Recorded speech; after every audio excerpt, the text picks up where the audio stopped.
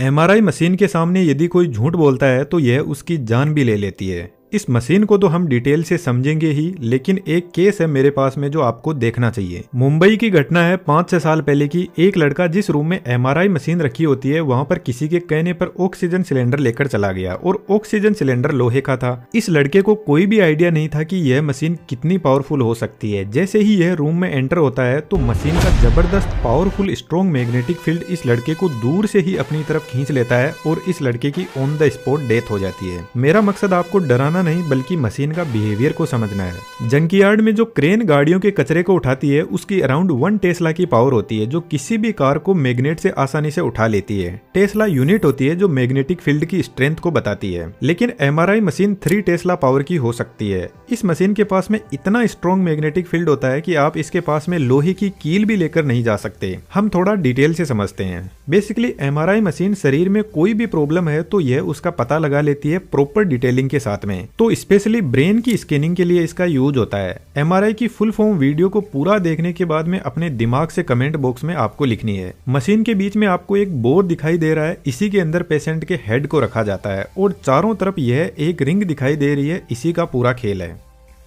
इस रिंग के अंदर एक सुपर कंडक्टिंग मैग्नेट होती है जो एक परमानेंट मैग्नेट ही होती है, लेकिन इसका बिहेवियर थोड़ा अलग टाइप का है। मैग्नेट के अंदर एक कोइल टाइप वाइंडिंग होती है जो नियोबियम या टाइटेनियम की बनी होती है। इस कोइल का रेजिस्टेंस एकदम 0 होता है, लेकिन फिलहाल इस कोइल के पास में कोई मैग्नेटिक फील्ड नहीं है तो सबसे पहले इस कोइल को चार्ज किया जाता है और जैसे ही यह चार्ज होगी तो कोइल के अंदर करंट सर्कुलेट करने लग जाएगा और यह करंट अपने आसपास एक मैग्नेटिक फील्ड जनरेट करेगा। लेकिन यह फील्ड ज्यादा स्ट्रॉन्ग नहीं होगा क्योंकि करंट सर्कुलेट होगा तो वाइंडिंग का टेम्परेचर बढ़ेगा और रेजिस्टेंस बीच में आ जाएगा। तो रेजिस्टेंस को 0 मेंटेन रखने के लिए इस कोइल को लिक्विड हीलियम की कूलिंग प्रोवाइड की जाती है जिसका टेम्परेचर -261 डिग्री सेंटीग्रेड होता है और यह लिक्विड हीलियम कोइल के टेम्परेचर को 0 डिग्री सेंटीग्रेड पर रखती है, जिसकी वजह से यह कोइल सुपर कंडक्टिंग स्टेज में आ जाती है और इसके पास में एक पावरफुल स्ट्रॉन्ग मैग्नेटिक फील्ड हो जाता है। इस कोइल का रेजिस्टेंस ही 0 है तो इसको हमें बाहर से कोई भी सप्लाई देने की जरूरत नहीं है। एक बार इस कोइल को चार्ज कर दो और जब यह सुपर कंडक्टिंग स्टेज में पहुंच जाए तो इसका मैग्नेटिक फील्ड लाइफ टाइम तक रहेगा क्योंकि रेजिस्टेंस ही पावर को लॉस करता है और यहाँ पे रेजिस्टेंस ही 0 है और इसके बाद में मैग्नेट को पैक कर दिया जाता है।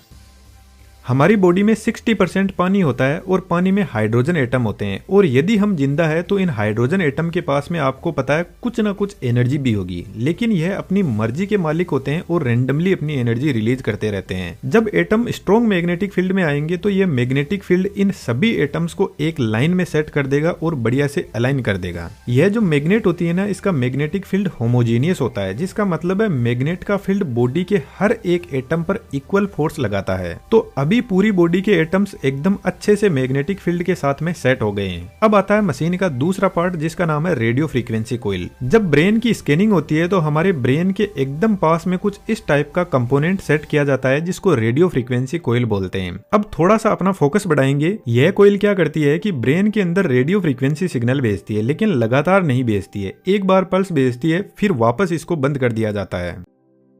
जैसे मान के चलो यह एक हाइड्रोजन एटम है और रेंडमली अपनी एनर्जी रिलीज कर रहा है नेचुरल अर्थ की ग्रेविटी के हिसाब से। तो सबसे पहले सुपर कंडक्टिंग मैग्नेट का फील्ड इस पर लगाते हैं तो यह प्रॉपर डिसिप्लिन में आ जाएगा।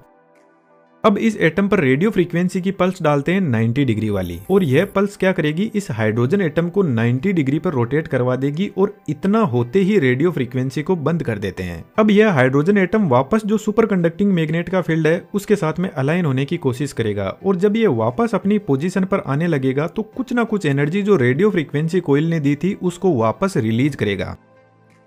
और रेडियो फ्रीक्वेंसी कोइल का रिसीवर हमारे दिमाग के एकदम पास में लगा रहता है। तो जैसे ही सभी एटम्स अपनी एनर्जी रिलीज करते हैं तो रेडियो फ्रीक्वेंसी कोइल का रिसीवर इस एनर्जी को सेंस कर लेता है और यह जो एनर्जी जिस फ्रीक्वेंसी पर वापस आई है ना, इसको रेजोनेंस फ्रीक्वेंसी बोलते हैं। थोड़ा इसको आसान करते हैं। मान के चलो आपकी गर्लफ्रेंड ने आपके एक जबरदस्त चांटा मार दिया। अब आप में हिम्मत होगी तो आप वापस चांटा मारने की कोशिश करोगे, लेकिन जो गर्लफ्रेंड की इंटेंसिटी थी चांटा मारने की उतनी इंटेंसिटी से नहीं मार पाओगे। तो यहाँ पर हुआ क्या, पहले गर्लफ्रेंड आपके पास में रेडियो फ्रीक्वेंसी भेजी चांटे के रूप में और अब आप में एकदम से एनर्जी आ गई। अब आपको गुस्सा आया तो यह एनर्जी आपको वापस रिलीज करनी है, तो आप वापस चांटा मार दोगे। तो यह जो एनर्जी वापस घूम के आई है ना गर्लफ्रेंड के पास में, इसी को रेजोनेंस फ्रीक्वेंसी बोलते हैं। अब जो गर्लफ्रेंड है ना, उसको आप रेडियो फ्रीक्वेंसी कोइल समझो। यह एक तरीके का सेंसर है जो हमारे दिमाग के पास में लगा रहता है और चेक करता रहता है कि कितनी एनर्जी वापस आई है। अब यार ऐसा है कि आप भी कुछ क्रिएटिव करना चाहते हो और ऐसा एनिमेशन सीखना चाहते हो तो हमारा बेहतरीन 3D एनिमेशन का कोर्स ज्वाइन कर सकते हो।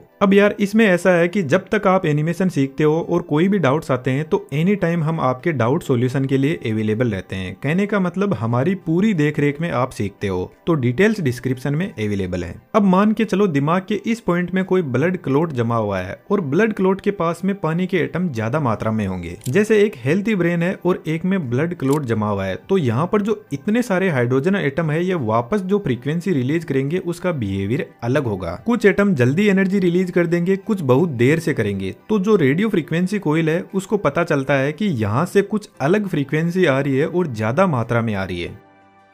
रेडियो फ्रीक्वेंसी कोइल में बेसिकली इंडक्टर और कैपेसिटर होते हैं जो वापस मिल रही फ्रीक्वेंसी से चार्ज और डिस्चार्ज होकर एक ग्राफ बनाते रहते हैं। लेकिन अभी भी डॉक्टर को यह पता नहीं चलेगा कि प्रॉब्लम है कहां पर। बस इतना पता चलता है कि एक प्रॉब्लम फाइंड आउट हुई है, क्योंकि हमें एग्जैक्ट इमेज बनानी है ताकि जिस भी पॉइंट पर प्रॉब्लम है उसको ट्रीट किया जा सके। क्योंकि अभी तक मशीन को खुद को नहीं पता है कि यह प्रॉब्लम जो फाइंड आउट हुई है यह ब्रेन के कौन से हिस्से में है, क्योंकि कोई मेजरमेंट के लिए कोई रेफरेंस तो होना ही चाहिए ना।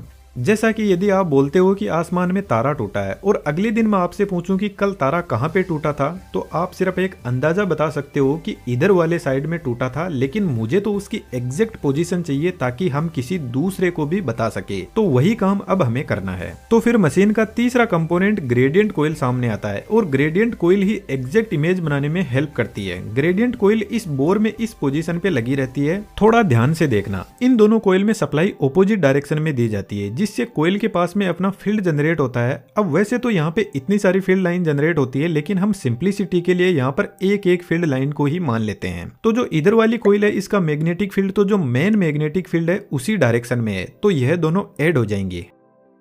लेकिन इधर वाली कोइल का फील्ड मेन फील्ड के ऑपोजिट डायरेक्शन में है। लेकिन यदि आप इन दोनों कोइल के सेंटर पॉइंट को देखते हो तो यहाँ पर दोनों मैग्नेट का फील्ड एक दूसरे के ऑपोजिट डायरेक्शन में है, तो कैंसिल होकर 0 हो जाएगा। तो हम कह सकते हैं कि सेंटर पॉइंट में जो बड़ी मैग्नेट का फील्ड है वही अवेलेबल है। यह दोनों साइड वाली कोइल का फील्ड 0 हो गया है। हम मान लेते हैं सेंटर पॉइंट पर बड़ी मैग्नेट का जो फील्ड है उसकी स्ट्रेंथ 1 टेस्ला की है। अब इस सेंटर पॉइंट से जैसे जैसे हम इधर जाएंगे तो यह फील्ड बढ़ता जाएगा 1.1 टेस्ला, 1.2 टेस्ला, 1.3 टेस्ला, क्योंकि इधर वाली ग्रेडियंट कोइल और मेन फील्ड जुड़ रहे हैं और इसके ऑपोजिट साइड में ठीक ऐसे ही फील्ड कम हो रहा है। अब यह जो हमें एक लाइन मिली है यह जेड एक्सिस की लाइन है और जैसे इस पॉइंट पर कोई प्रॉब्लम है तो मशीन को पता लगेगा कि जेड एक्सिस में 1.2 टेस्ला का जहां पर मैग्नेटिक फील्ड है वहां से फ्रीक्वेंसी कुछ अलग टाइप की आ रही है। इसी तरीके से यहाँ पे एक्स एक्सिस और वाई एक्सिस के लिए भी ऐसी कोइल लगी रहती है।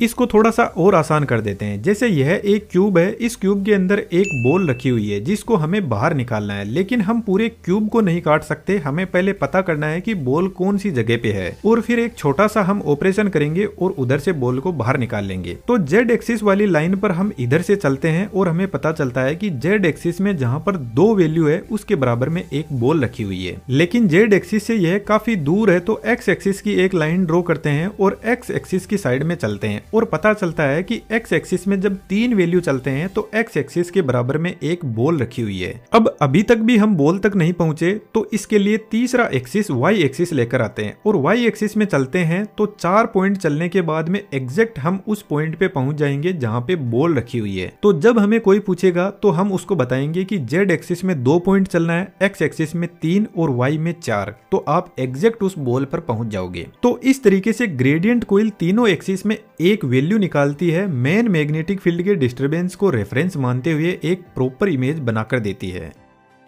एमआरआई जब किसी पेशेंट की होती है तो 30 से 40 मिनट लग सकते हैं, क्योंकि रेडियो फ्रीक्वेंसी मल्टीपल टाइम भेजी जाती है एक एग्जैक्ट इमेज बनाने के लिए। इस मशीन के जितने एक्सरे के साइड इफेक्ट होते हैं वैसे तो इसके कोई भी साइड इफेक्ट नहीं है, लेकिन यदि आपके कोई पास्ट में सर्जरी हुई है और आपकी बॉडी में कोई लोहे का पार्ट डाल दिया है तो आपको डॉक्टर को पहले से ही बता देना है, कुछ भी नहीं छुपाना है। अदरवाइज जब मशीन के पास में जाओगे तो मशीन आपकी बॉडी को फाड़ के लोहे का टुकड़ा बाहर निकाल लेगी। तो जो आपसे डॉक्टर पूछते हैं सब कुछ सच सच बता देना है। जनरली एमआरआई बॉडी के मसल्स पार्ट में बेहतर तरीके से काम करती है, जहाँ पे वाटर कंटेंट ज्यादा अवेलेबल रहता है। हम और भी ऐसे ही बेहतरीन वीडियोस पे काम कर रहे हैं जो आपके नॉलेज को बढ़ाने में बहुत हेल्पफुल होंगे, तो आप चैनल को सब्सक्राइब कर सकते हो। वीडियो में देखा हुआ एनिमेशन यदि आपको सीखना है तो हमारे बेहतरीन 3D एनिमेशन के कोर्स को ज्वाइन कर सकते हो। हमारी तरफ से आपको फुल सपोर्ट रहेगा।